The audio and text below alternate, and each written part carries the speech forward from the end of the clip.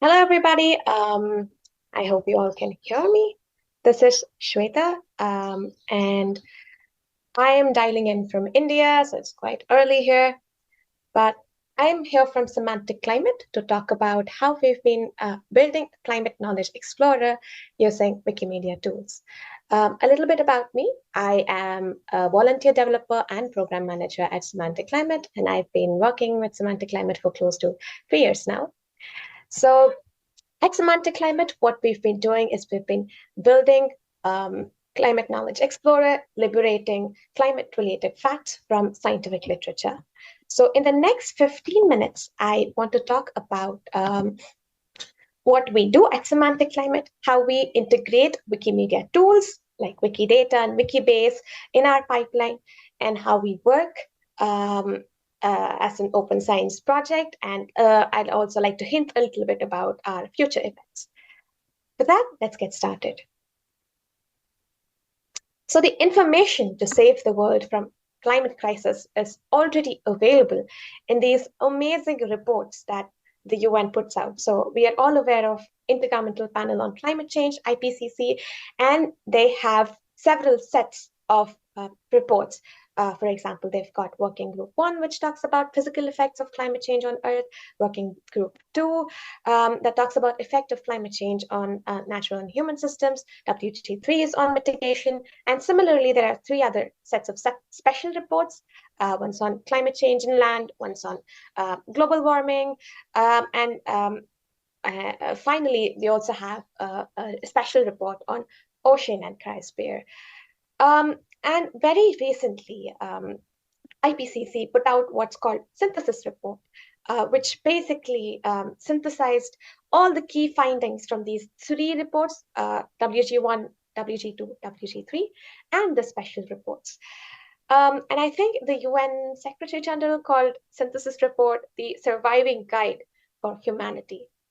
But the problem is that all of this is a lot of information. These reports are really huge.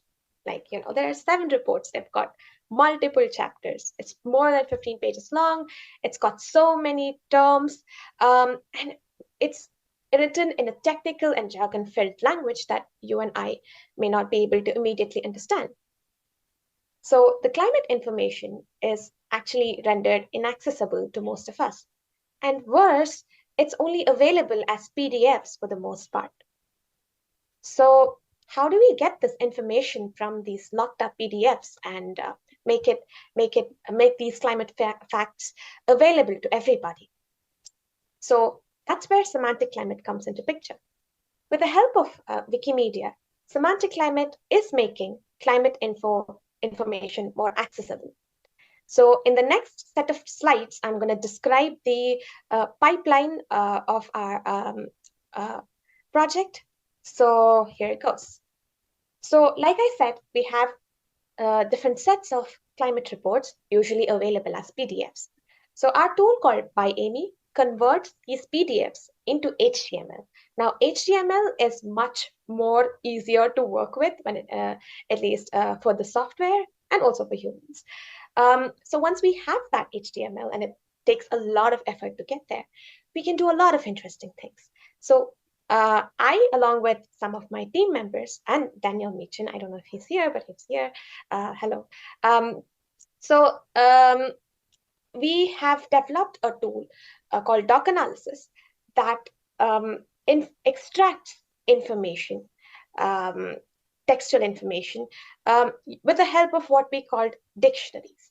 Now, I'll talk about dictionaries in the subsequent slides, but dictionaries are basically a set of terms that we think are important. So it could be all the abbreviations that are mentioned in these climate reports, or it could be all the climate-related terms, or the glossary that IPCC gives us. So we can use that to search the literature, or search the paragraphs in these IPCC reports, to index them, and also to get co-occurrences. For example, if you want to find out which all paragraphs mention a geographical area that you're interested in and a specific climate term, our tools can easily do that for you. So essentially, through this pipeline, what we are doing is we're going from the dumb PDF to climate facts, right? So before I move ahead and talk about what we do with these climate facts, I just want to take a quick detour to explain about dictionaries. So dictionaries, like I said, are a set of terms with unique Wikidata identifiers. So let's take greenhouse gas, for example. It's got a QID. I mean, I'm sure we all know what Wikidata is, so I'm not going to talk more about it. And more importantly, Wikidata gives us information about the specific term in different languages, right? And our dictionary, since it's linked to Wikidata, also has information about specific term in different languages. And and we use these data to annotate the paragraphs, and therefore when we do the linking, we can actually display what a specific jargon term means in a language that the reader is comfortable with. So this is an example of the annotated paragraphs. As you can see, the term CCS, I don't know if you can see it. Yeah, okay. The term CCS here is hyperlinked.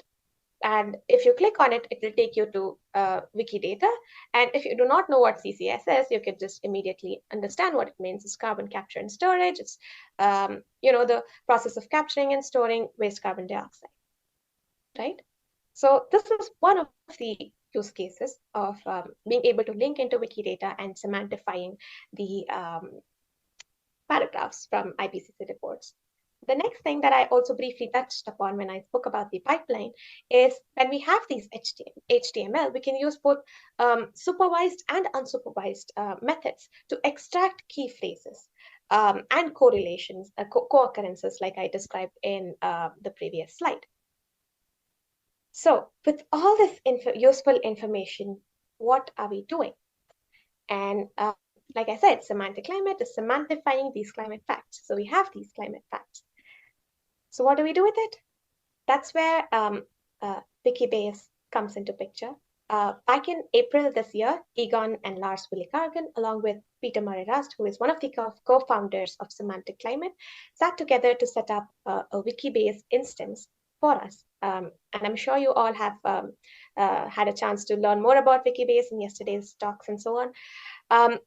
So what we do is that we take these paragraphs, which we call statements or climate facts, and put them in our Wikibase instance. So for example, let's say 2.2.2c, it's a paragraph and it's got its own QID. And in the statements, we tell, okay, this is an instance of a section. It's a part of this bigger subsection, and it mentions these keywords, and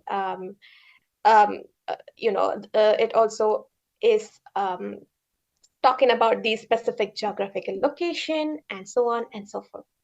And these climate facts, thanks to IPCC, have confidence level that we could be making use of, and we could be documenting that in this item page, for example.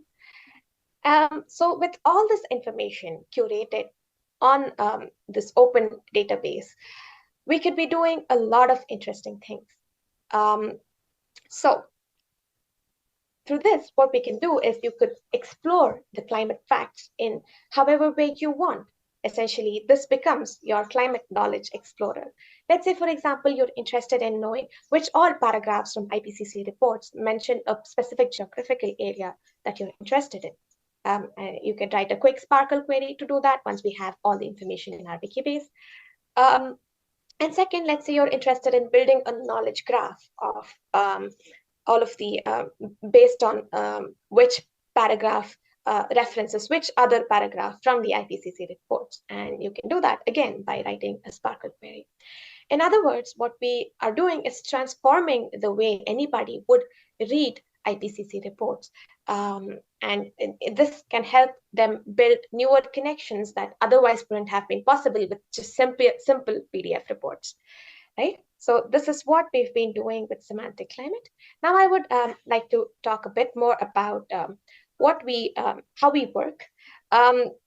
So we have been running a lot of hackathons, and it's driven by all these amazing volunteers. Our our project is mainly run by volunteers. So in the past, we've been part of Hackathon Piaget, which we won. This happened in the University of Geneva. This happened at University of Geneva. And after this, we ran our own hackathon in Delhi. This was fully online in September.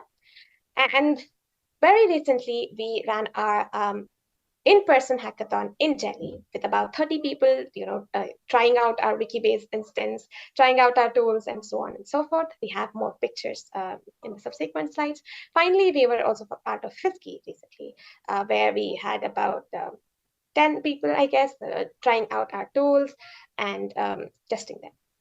So this was during Hackathon Piaget, where we had people run our Google Colab notebooks that took them through the entire the pipeline. And here we also had people who tried this out and translated the documentation into different languages. And this was truly learning by doing, right? This was our Delhi event, September. And finally, this was our climate knowledge hunt in May 2023, where we had different breakout rooms and people tried running our Wikibase, tried, writing Sparkle queries, used our tools, doc analysis by Amy, Pygate papers, and so on. And these hackathons also produced a lot of volunteers for us. So for example, we have Shivani and Yasin, who were part of our climate knowledge hunt in May, now working with us and working on specific chapters. Shivani, for example, works closely in Ladakh, and she is interested in high mountains chapter. Similarly, Yasin works on food security. And all these people have been making YouTube videos to explain what their chapters mean, and they've been able to understand more about these chapters through both manual reading and with the help of our tools.